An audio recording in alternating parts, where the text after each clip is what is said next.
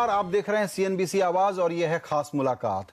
आज हमारे खास मेहमान हैं एनडीए सरकार के नए ग्रामीण विकास मंत्री गोपीनाथ मुंडे, जिनके पास पंचायती राज और सैनिटेशन का भी मंत्रालय है। 3 मंत्रालय वो देख रहे हैं और तीनों में एक प्रकार की जुगलबंदी है, इसीलिए नरेंद्र मोदी ने उनको तीनों मंत्रालय एक साथ दिए हैं। मुंडे साहब, आपका बहुत बहुत आपको बधाई देना चाहता हूं कि आपके पास बहुत बड़ा काम आ गया है रूरल डेवलपमेंट का, और उसमें सबसे पहले तो मैं यही जानना चाहूंगा कि आपकी पहली नज़र किस चीज़ पर होगी, कहां से आप काम शुरू करेंगे?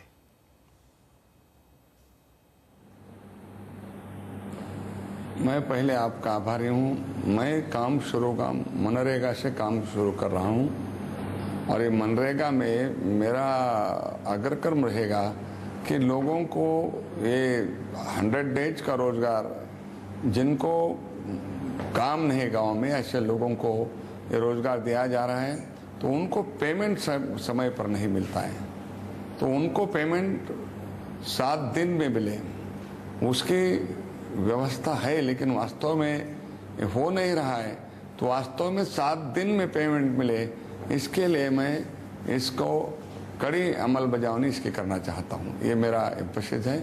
और दूसरा है कि मनरेगा में जो अभी गांव है, तो ये पैसा उनको, इसका मेन उद्देश्य था कि लोगों को रोजगार दे, लेकिन मैं एक नया आयाम इससे जोड़ना चाहता हूँ कि केवल रोजगार न दे, गांव का डेवलपमेंट, हर गांव का विकास कैसा हो। और ये जो पैसा है मनरेगा के, वो गांव के विकास को जोड़ने का काम मुझे करना है कि इस पैसे से हमारे देश की स्टेट में बढ़ोतरी हो और इससे जो काम निर्माण होंगे उसमें से गांवों को विकास होगा, इससे मैं जोड़ना चाहूँगा। आज ऐसा है कि 70% तो पेमेंट में खर्चा होता है, 30% ही इससे स्टेट बने हैं, तो इसको 50% कैसा होगा, इसके लिए मैं इसमें अगर कम दे के इस काम को करूँगा। सर, आपने दोनों जो मूल समस्या थी या जो मूल समाधान था, उसको बहुत अच्छे ढंग से आपने एकदम प्रायोरिटी के तौर पर बताया। जो आपने पेमेंट की बात कही वो बहुत ही महत्वपूर्ण है। ये पेमेंट कैसे होगा, क्योंकि जो पिछले नरेगा की शिकायत थी वो 2 शिकायत थी। एक तो ये कि प्रोडक्टिव काम नहीं कर रहे हैं, इंफ्रास्ट्रक्चर नहीं बना रहे हैं, गड्ढे खोद रहे हैं, गड्ढे बंद कर रहे हैं ताकि कुछ लोगों के पास पैसे पहुंच जाएं। दूसरा ये था कि पैसे समय पर नहीं पहुंच रहे थे, कम पहुंच रहे थे, पूरे दिन का काम नहीं मिलता था। मेरा सवाल आपसे ये है कि ये पेमेंट बगैर लीकेज के, बगैर दुरुपयोग के लाभार्थी तक कैसे पहुंचेगा, ये व्यवस्था आप जल्दी से कैसे लागू कर पाएंगे? पहले भ्रष्टाचार नहीं चलेगा, no tolerance of corruption. Delhi से जो पैसा निकलेगा वो गांव तक जाएगा, और जिसको जहां भी लीकेज करेगा उसके ऊपर निश्चित रूप से अध्ययन करके और इंक्वायरी करके अगर गलती नहीं तो उस पर कड़ी कार्रवाई करेंगे। अब ये साधारणतः सभी ये बात राज्यों के हाथ में, और राज्य सरकारें इसको अमल करती है, तो हम राज्य सरकार से मंथली जानकारी लेंगे कि आपने पेमेंट, सारे ब्लॉक्स में पेमेंट हुआ क्या, और कौन सी डेट को पेमेंट किया, और ऑनलाइन पेमेंट किया जा सकता है क्या, और पेमेंट करने के लिए और भी कितनी ट्रांसपेरेंसी लाई जा सकती है, इसको भी हम सोच रहे हैं कि ऐसा नेटवर्किंग निर्माण करेंगे कि लोगों को 7 दिन में पेमेंट मिलेगा। इसमें एक चर्चा बड़ी जरूरी है फिर यहाँ पे, क्योंकि आप बहुत ही रिलेवेंट बात बता रहे हैं। यूपीए ने खुद ही शुरू किया था डायरेक्ट कैश ट्रांसफर के लिए, आधार का प्लेटफॉर्म बनाया। उनकी जो भी दिक्कतें थी उसको लागू कर पाए या नहीं कर पाए। आपको लगता है कि जो आपने चूंकि ऑनलाइन पेमेंट का जिक्र किया है कि सीधा एक बैंक अकाउंट हो, ये पैसा डिजिटल फॉर्म में उनके अकाउंट में पहुंच जाए, इसके लिए आधार का इस्तेमाल एक अच्छी चीज होगी, एक एडवाइजेबल चीज है, और आप करना चाहेंगे? नहीं, देखिए, हर एक मार्ग से होगा। आधार कार्ड भी हो सकता है, उनका बैंक अकाउंट भी हो सकता है, लेकिन आज जो तय किया है कि पोस्ट ऑफिसेज और बैंक से उनको पैसा मिलता है, लेकिन पोस्ट और बैंक ऑफिसेज भी लगभग 9-10 हज़ार गाँव में नहीं है, और जो हिली एरिया है या जो आदिवासी एरिया है, पिछड़े हुए एरिया, ऐसे एरिया में सुविधा उपलब्ध नहीं है। तो हमने सभी अभी मांगा है, ऐसे 6-7 स्टेट है, उनको हमने मांगा है कि ये सुविधा कहाँ नहीं है, केवल वहाँ पेमेंट के लिए कैश अलाउ करेंगे, लेकिन बाकी सारे देश में केवल बाय बैंक ही पेमेंट होगा। बिल्कुल, जिसके कारण ये अवसर नहीं मिलेगा। बिल्कुल। और दूसरी बात जो हमने कहा शुरू में, आपने चर्चा की कि गड्ढे बनाने और गड्ढे भरने से तो चलेगा नहीं, प्रोडक्टिव इंफ्रास्ट्रक्चर का निर्माण हो सके ऐसे काम पकड़ने पड़ेंगे। इसको तय कैसे किया जाएगा, क्योंकि गांव में फिर विवाद ये होता है कि ये सड़क बने या ये तालाब बने।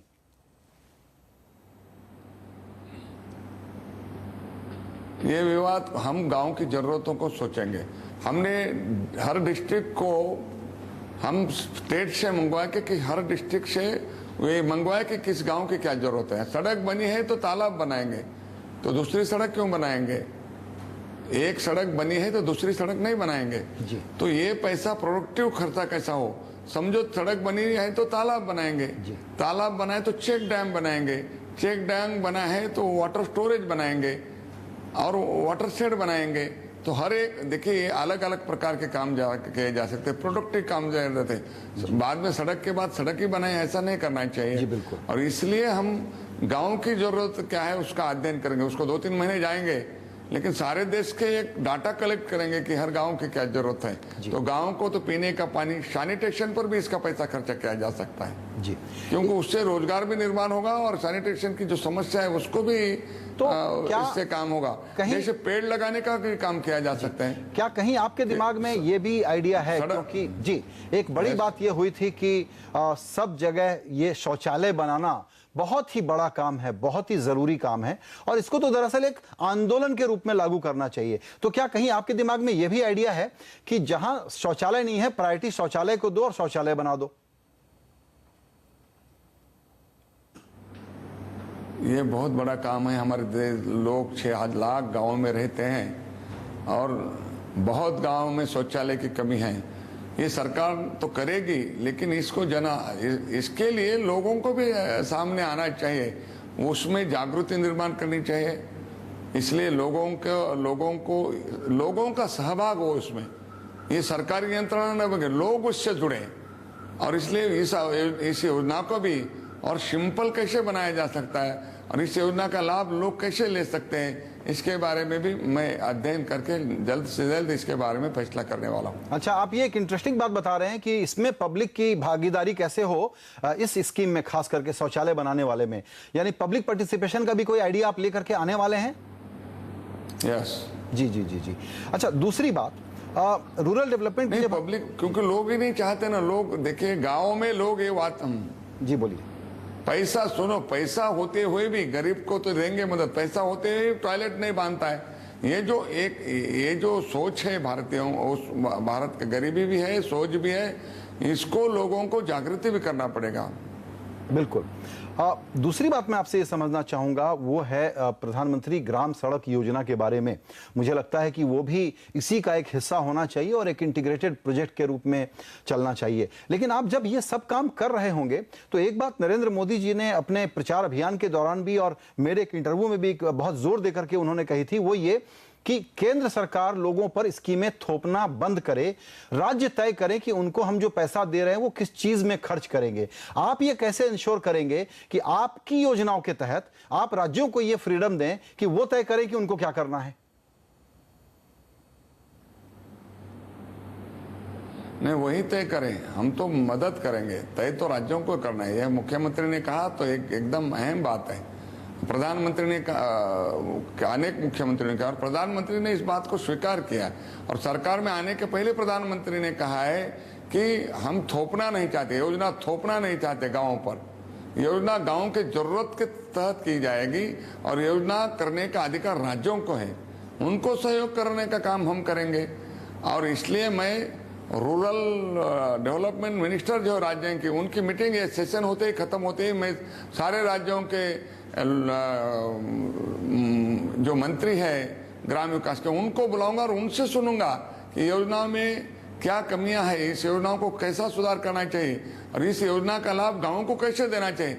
सबका सुनकर अध्ययन कर इसके बारे में फैसला करूंगा। लेकिन जिन राज्यों को इसको लागू करना है उनका सुनने के बाद ही इसके बारे में हम फैसला करेंगे।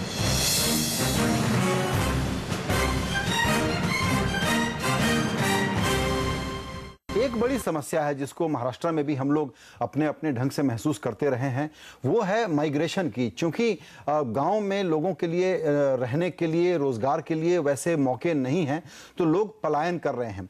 तो गांव में कुछ बेसिक फैसिलिटी दे देने से ज्यादा एक इकोनॉमिक एक्टिविटी क्रिएट करने की भी बड़ी जरूरत है। जिस बड़े विजन की हम बात कर रहे हैं, जिस बड़े रूरल एम्पावरमेंट की हम बात कर रहे हैं, क्या आपके दिमाग में कोई ऐसा खाका है कि किस प्रकार से छोटी इकोनॉमिक एक्टिविटी क्रिएट की जा सकती है गांवों में, और ऐसा कुछ आप करने जा रहे हैं क्या? नहीं, देखिए, सुधारना करना तो देश इतना बड़ा देश है, ये एक दिन में, एक साल में होने वाली बातें नहीं है सर। लेकिन उस दिशा में हम सोच रहे हैं, क्योंकि देश की पूंजी कितनी है, देश के पास कितना पैसा उपलब्ध है, उसके आधार पर प्रगति का। लेकिन हमारा निश्चित रूप से ये सोच है कि गांव विकसित होगा तो देश विकसित होगा, और गांव विकसित करने के लिए हम उसको प्रायोरिटी देना चाहते हैं। और देखिए, दूसरी बात, मेरा इंटेंशन अलग है कि आज शहरों की संख्या बढ़ रही है, शहरों का पॉपुलेशन बढ़ रहा है और गांवों का कम हो रहा है। इसका कारण है रोजगार के लिए गांव छोड़कर लोग शहर आ रहे हैं। अगर गांव के लोग गांव में रुकेंगे तो शहरों का जो बढ़ती हुई समस्या कम हो जाएगी। ये गरीबी का स्थलांतर है गांव का शहरों में, ये गरीबी का स्थलांतर रोका जाएगा, और गांव से गरीबी दूर करने की कोशिश करेंगे तो लोग गांव छोड़कर शहर भाग नहीं आएंगे। इसलिए शहरों पर बढ़ता हुआ बोझ भी इससे कम हो जाएगा, ऐसा मेरा सोच है। बिल्कुल। और ये माइग्रेशन वाले जो लोग हैं, गन्ना काटने वाले मजदूर हैं, ये माइग्रेशन ईंट भट्टी पर काम करने वाले मजदूर हैं, उनको इंदिरा आवास से घर देने का ये प्रस्ताव मैं रखूंगा सरकार के सामने, और बाकी भी प्रस्ताव रखूंगा। माइग्रेशन लोगों के भी लिए कुछ 2-3 स्कीम लाएंगे जिससे वो अपना गांव हर साल बदले, ये जरूरी नहीं वो कहीं बसे। इसका भी हम, इसके बारे में हम सोच रहे हैं। बिल्कुल, आपने बिल्कुल ठीक कहा सर। इस मौजूदा स्कीम का जो नाम है वो इंदिरा आवास योजना ही है। तो क्या मैं ये अंदाज लगाऊं कि ये नाम यही रहेगा या इसको भी आप बदलना चाहेंगे? नाम का मैं सोच नहीं रहा हूं, मैं काम की सोच रहा हूं। बिल्कुल ठीक है सर। अब थोड़ा सा रुख करते हैं महाराष्ट्र की तरफ। थोड़ा सा ये समझना चाहते हैं कि महाराष्ट्र से 45 व्यक्तियों की इस केंद्रीय कैबिनेट में 7 प्रतिनिधि हैं, ऐसा क्यों?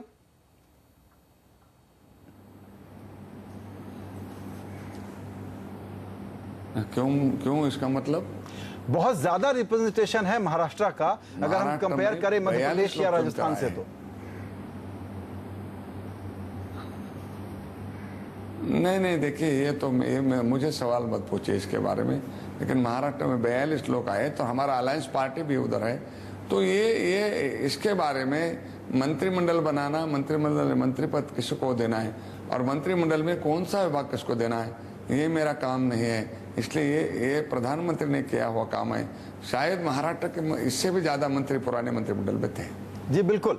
नहीं, ये तो अच्छी बात है। हम तो समझते हैं कि चूंकि इसका सिंपल है, पॉलिटिकल एनालिसिस यही है कि चूंकि महाराष्ट्र में विधानसभा के चुनाव होने हैं, तो जाहिर है कि अगर जितना ज्यादा हम हमको क्यों आपका, अरे आप मेरा पहला इंटरव्यू ले रहे रहा आप आप हमारा पहला इंटरव्यू ले रहे हैं और महाराष्ट्र के लोग ज्यादा हो बोल रहे हैं, ये कोई उचित बात नहीं। अभिनंदन शुरू में किया और अंत में कह रहे आपको क्यों ले? नहीं, मैंने ये नहीं कहा सर, बिल्कुल ऐसा नहीं कहा। मैं तो आपसे ये सुनना चाहता था कि महाराष्ट्र में असेंबली चुनाव को देखते हुए बढ़िया तैयारी करने के लिए। मेरा सवाल नहीं, मैं आई बिलोंग टू महाराष्ट्र। तो एब्सोल्युटली। एक बात और है सर, इसको आप शरारत, तैयारी हो गई है सर, तैयारी हो चुकी है जी सर। जी, इसको आप शरारत समझना चाहें तो समझ लें, लेकिन मेरा ख्याल है कि दर्शक और सारे लोग आपको जो फॉलो करते हैं वो ये बात कर रहे हैं। Take it sportly. एब्सोल्युटली। मेरा पॉइंट ये था कि एक्चुअली नरेंद्र मोदी जी ने एक कमाल का काम कर दिया कैबिनेट गठबंधन, कैबिनेट बनाते के साथ, और वो ये कि महाराष्ट्र में अगर कोई कहते थे लोग कि गडकरी गुट है, मुंडे गुट है, तो अब ऐसा कुछ नजर नहीं आ रहा है। मैं सही कह रहा हूं? सही कह रहे हैं आप, कोई गुट नहीं है जी। एक बीजेपी है और जी नरेंद्र मोदी उसका नेतृत्व करे, गुटबाजी कुछ भी नहीं। बिल्कुल। अच्छा, अब ये बताएं कि चुनाव तो आप लोग गठबंधन में लड़ेंगे, बीजेपी और शिवसेना के गठबंधन में, और महाराष्ट्र में तो बीजेपी शिवसेना गठबंधन को बड़ी भारी सफलता मिली है, लेकिन जो अनुपात पहले होता था असेंबली के सीटों का, क्या वही रहेगा, या इस बार ये मान लिया जाए कि असेंबली में अब बीजेपी को सीनियर पार्टनर के तौर पर ज्यादा सीटें मिलनी चाहिए? नहीं, जागा आगे आने वाले निर्णय ये हम अकेले नहीं लेंगे, शिवसेना हम सब मिलकर 6 पार्टियां हैं वो बैठेंगे। अभी चुनाव के बाद हम मिले नहीं एक दूसरे से, इसलिए इसके बारे में सब मिलकर सामुदायिक फैसला करेंगे। जी, एक और बहुत इंटरेस्टिंग डेवलपमेंट हुआ और इस पर मैं आपकी राय जानना चाहूंगा, और ये भी सवाल मैं बहुत सिंसियरली पूछ रहा हूँ, बदमाशी से नहीं पूछ रहा हूँ। वो ये है कि इस बार एलाइज जो जिद करते हैं कि हमको ये चाहिए, हमको वो चाहिए, शिवसेना आपके सहयोगी, पाकिस्तान का, क्रिकेट का, गजल गायकों का कोई भी मसला आए तो पाकिस्तान विरोधी स्वर उठाते हैं, उन लोगों को इस बार श्री उद्धव ठाकरे को शपथ विधि में आकर के नवाज शरीफ वाली कतार में थोड़ी ही सी दूर में बैठना पड़ा। आप समझते हैं कि ये मोदी इफेक्ट है?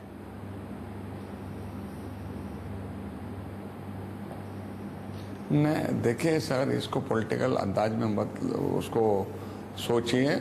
देखिए, हमारा अलायंस 25 साल से है और हमारी सरकार आई है, उस सरकार में वो बहुत बड़े हिस्सेदार हैं, तो जो फैसले हो रहे तो मिलकर कर रहे हैं। देखिए, अपनी अलग भूमिका है, नहीं तो हम एक पार्टी होते, उनकी अलग भूमिका है कुछ क्षेत्रों में, हमारी अलग भूमिका है, अलग भूमिका होते हुए भी हम एक है। जी, आइए फिर हम लोग अपने विषय की तरफ लौटते हैं, और एक विषय जिस पर चर्चा बहुत होती है, ग्राउंड पे कुछ काम होता हुआ नहीं दिखता, वो है पंचायती राज वाला आपके पास बड़ा विषय है। इसके बारे में आप क्या सोचते हैं? क्योंकि आजकल जिस बात को हम लोग बार बार कर रहे हैं कि डेमोक्रेसी में लोग आजकल बहुत ज़्यादा इन्वॉल्व हो रहे हैं, अपनी बात सामने रखना चाहते हैं, अपना से सामने रखना चाहते हैं और अपना प्रतिनिधित्व भी चाहते हैं, तो ऐसी परिस्थिति में आपको लगता है कि पंचायती राज का एक कार्यक्रम बहुत पीछे छूट गया? कुछ राज्यों में चला, कुछ राज्यों में तो बिल्कुल नहीं चला, आधे अधूरे ढंग से चला, इसकी बड़ी मरम्मत की, बड़ी रिपेयर की जरूरत है। नहीं, देखिए, हमने देश में सोचा है कि देखो कि आर्थिक विकेंद्रीकरण हो, decentralisation of resources, why not decentralisation of democracy? क्यों गांव का लोग सरपंच न चुने, गांव का हमारी तहसील का वो पंचायत समिति का अध्यक्ष क्यों न सुने? ये अच्छी सिस्टम है और वो डेमोक्रेटिक है, इसलिए मैं पंचायत राज के पक्ष में हूँ। उनमें प्रॉब्लम होंगे, उनमें कठिनाई होंगे, उनमें दोष हो तो निकाले जा सकते। सिस्टम गलत नहीं है, उसको अमल वाले करने वाले गलत थे, तो सिस्टम को सही करेंगे तो वो लोगों के लिए उपयुक्त होंगे। मैं डेमोक्रेसी मानने वाला हूँ, लोकतंत्र का मैं मानने वालों में से हूँ, इसलिए लोकतंत्र से चलने वाली सभी संस्थाओं की रक्षा करना हमारा काम है। और ये लोकतंत्र से ग्राम पंचायत, पंचायत और जिला परिषद बनी है, वो होना आवश्यक है, उनको सक्षम बनाना चाहिए उल्टा। जी बिल्कुल। और दूसरा सवाल है ड्रिंकिंग वाटर का, पीने के पानी का। मुझे लगता है कि ये भी उतनी ही बड़ी विकराल समस्या है कि एक शौचालय बन जाए और एक साफ सुथरा पानी पीने को मिल जाए। और इसमें अब जल्दीबाजी लोगों को ये है कि इतनी उम्मीदें बन गई हैं आपकी इस नई सरकार से कि बस ये काम तुरंत हो जाना चाहिए। आपने भी जिक्र किया कि ये इतना बड़ा काम बाकी है कि ये 1 साल के अंदर या 2 साल के अंदर इसके रिजल्ट नहीं दिए जा सकते। लेकिन कोई ऐसा तरीका जिसमें आप सोचते हो कि एक स्पेसिफिक चीज को पकड़ें, उसको कर डालें किसी एक इलाके में, किसी एक राज्य में, तो ड्रिंकिंग वाटर पर आपका क्या थॉट है? ड्रिंकिंग वाटर बड़ी समस्या है। हमारे कई प्रदेश हमेशा के लिए सूखा होता है। पश्चिम देखो, उत्तर में पानी है, दक्षिण में पानी की कमी है। हमारे देश की विभिन्नता है, जोग्राफिकल भी भेद, अलग अलग स्थितियां हैं। हमने उत्तर की नदियां दक्षिण से जोड़ने का जो प्रयास अटल जी ने किया, अगर उस प्रयास को ये सरकार 10 साल करती तो शायद ये नौबत नहीं आती। तो ये हमारे प्रधानमंत्री ने ये कहा है आखिरी भाषण में, मैं पानी, पीने का पानी और पानी के वितरण के बारे में गंभीरता से सोचता हूँ कि लोगों का अधिकार कैसे बने। तो इसका मतलब यह है कि उनके दिल में है कि ये ड्रिंकिंग वाटर की समस्या को भी जितना स्पीडीली लोगों के समस्या को हल करने उसकी सरकार कोशिश करेंगी। लेकिन मैंने पहले शुरू ही कहा 6 लाख गांव हैं, लेकिन हमारे ईमानदारी से काम करेंगे। जो काम करना है उसका अमल जल्द करेंगे और जो रिसोर्सेस है उसको भी बढ़ाने की कोशिश करेंगे। बिल्कुल। और आप ये सर्टेन हैं कि आप अक्टूबर के चुनाव के बाद यही काम करते रहेंगे, या यहाँ पर तबादला हो जाएगा आपका और मुंबई में आप मुख्यमंत्री बन के आ जाएंगे?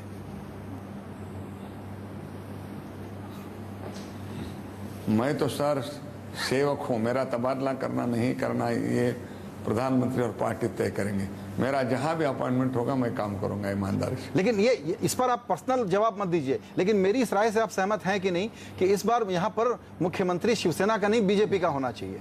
हाँ, नहीं देखिए, शिवसेना का बीजेपी का नहीं होना चाहिए, महायुति का होना चाहिए। उन दोनों में से सर एक का तय तो करना पड़ेगा ना कि किसका? पार्टी की आपका एकदम जेन्युइन क्लेम है इस बार शिवसेना को वोट नरेंद्र मोदी के कारण मिले हैं, बीजेपी के वेव के कारण। समय पर नहीं तो आप ये नहीं कह रहे जो पुराना सिस्टम था कि मुख्यमंत्री शिवसेना का होगा, ये बात बदल सकती है? ऐसा विश्लेषण करना नहीं देखिए बिना महायुति में चर्चा हुए बिना किसी का नाम घोषित करना या किसी को मुख्यमंत्री, महायुति का मुख्यमंत्री होगा और महायुति का मुख्यमंत्री बनाने के लिए हम सब कोशिश करेंगे। जी बिल्कुल। गोपीनाथ जी, आपसे इस बातचीत के लिए आपने हमारे लिए आज ही समय निकाला, पहले हफ्ते में जब आपने काम शुरू किया है इस व्यस्तताओं के बीच, आपका बहुत शुक्रिया। हम CNBC आवाज पर आपसे आगे भी बात करते रहेंगे, आप हमारे लिए वक्त जरूर निकालिएगा, हमको ऐसी आशा है। और बहुत बहुत शुभकामनाएं, आपके पास बहुत बड़ा काम है इस पर। धन्यवाद।